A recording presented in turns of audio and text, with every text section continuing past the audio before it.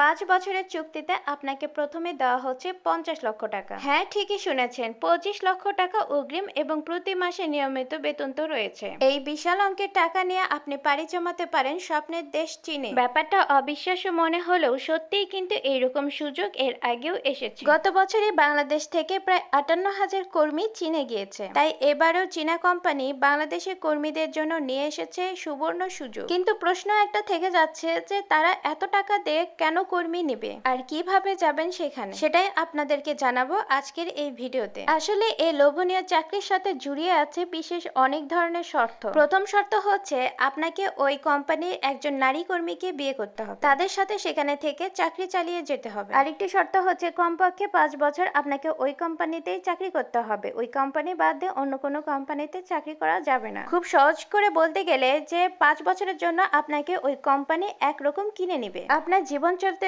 সর্বোচ্চ খরচ তারা বহন করবে।